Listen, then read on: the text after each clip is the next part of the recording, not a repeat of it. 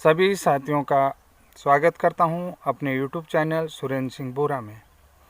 जैसा कि आप जानते हैं, आज का वीडियो मेरा काफ़ी महत्वपूर्ण है और महत्वपूर्ण टॉपिक पर बात कर रहा हूं कि आप सभी लोगों को मालूम भी है कि मैं उत्तराखंड प्रशिक्षित बेरोज़गारों की बात कर रहा हूं, NIOS DLED प्रशिक्षित बेरोज़गारों की बात कर रहा हूं और B.Ed ब्रिज कोर्स प्रशिक्षित बेरोज़गारों की बात कर रहा हूं। तो आज उत्तराखंड NIOS DLED की माननीय हाईकोर्ट नैनीताल में सुनवाई थी और सुनवाई के दौरान क्या हुआ, जैसा कि आपको पूरी प्रक्रिया बताता हूं कि कोर्ट की प्रक्रिया कहां से शुरू हुई। तो जैसा कि आप जानते हैं कि NIOS DLED वालों की तरफ से स्टेट से कहा कि जो भर्ती प्रक्रिया है, जो प्रोसेसिंग भर्ती प्रक्रिया है, उसमें स्टे कर दो, तो या हमें जो है प्रोविजनली प्रमोटेड कर दो, प्रमोट कर दो, या जो है कि फॉर्मेशन में भी हमें जो है कि आगे बढ़ा दो। तो ये कोर्ट से उनकी तरफ से कहा गया कि यानी कि हमें फॉर्मेशन प्रक्रिया में आगे जो है कि बढ़ा दो। तो कोर्ट की तरफ से कहा गया कि हमने आपसे जो है कि फॉर्मेशन प्रक्रिया के तहत डॉक्यूमेंट मांगे थे।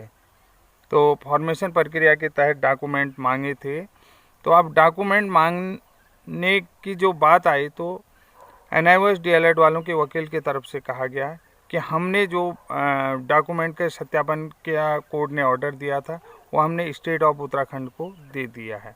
तो स्टेट ऑफ उत्तराखंड के वकील ने कहा कि हमें वेरीफाई भी करना पड़ेगा और कि ये लोग कहाँ से हैं, कैसे हैं और कौन से स्टेट से हैं। तो इसलिए हमें जो है कि 2 सप्ताह का समय चाहिए। तो कोर्ट की तरफ से पूछा गया कि आपको 2 सप्ताह का समय क्यों चाहिए। तो स्टेट की तरफ से कहा गया है कि ये जो है कि वर्किंग टीचर हैं और ये कहाँ पढ़ा रहे हैं, ठीक है, कब से वर्किंग हैं, तो इनके जो है कि किस स्टेट से हैं, कहाँ से हैं, तो ये वेरिफिकेशन हमें चाहिए। और सीधी सी बात है कि अब जो है कि वो जो 2 सप्ताह का समय मांगा गया है, तो डॉक्यूमेंटेशन वेरिफिकेशन की जो बात आई है, तो स्टेट को कोर्ट को रिप्लाई देना पड़ेगा। तो आज की जो भर्ती का मुख्य प्रक्रिया है, तो स्टेट ने जो समय मांगा है इनके डॉक्यूमेंटेशन वेरिफिकेशन की जो बात आ रही है, तो अगली सुनवाई जो है कि आपको पता है 13 अप्रैल को जो है कि कर दी गई है। तो 13 अप्रैल को जो अगली सुनवाई है, तो उसमें जो है कि स्टेट को अपना रिप्लाई दाखिल करना होगा माननीय हाईकोर्ट नैनीताल में। तो प्रोसेसिंग के लिए स्टेट से समय मांगा गया है। तो उस प्रोसेसिंग में जो है कि आप जो भी सत्यापन है, जो भी वेरिफिकेशन है, तो कैसे कैसे डॉक्यूमेंट का वेरिफिकेशन स्टेट करती है और क्या उसमें अपना वो देती है, तथ्य देती है, क्या कारण देती है, क्या कॉज देती है, ये जो है कि कोर्ट के अंदर विचाराधीन रहेगा। तो इसके बारे में तो मैं नहीं कह सकता हूँ। जैसा कि कल मैंने आपको बताया था कि जो आज की जो कोर्ट की प्रक्रिया होगी उसको एक्सटेंशन दिया जाएगा। तो निश्चित रूप से एक्सटेंशन दिया गया, मैंने आपको कल के वीडियो में बता दिया था।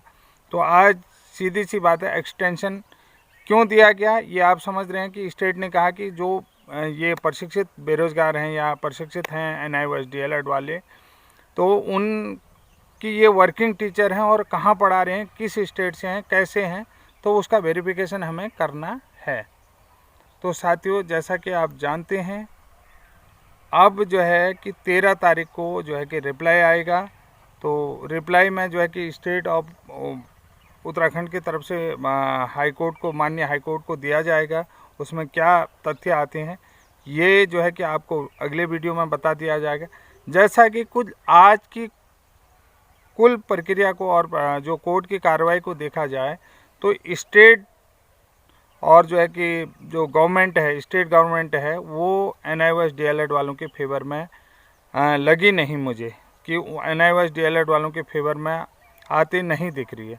तो कुल मिलाकर के जहाँ तक मैं समझता हूँ कि बहुत ज़्यादा तो अभी जो है कि स्टेट ऑफ उत्तराखंड जो है कि NIOS DLED वालों के फेवर में नहीं है और नहीं रहा है। अब आगे की कार्रवाई क्या होगी ये मैं नहीं कह सकता हूँ। तब तक के लिए आप वीडियो को लाइक करें, शेयर करें, सब्सक्राइब करें। जो भी महत्वपूर्ण जानकारी होगी आपको मैं वीडियो के माध्यम से दे दूँगा। तब तक के लिए जय हिंद, जय उत्तराखंड।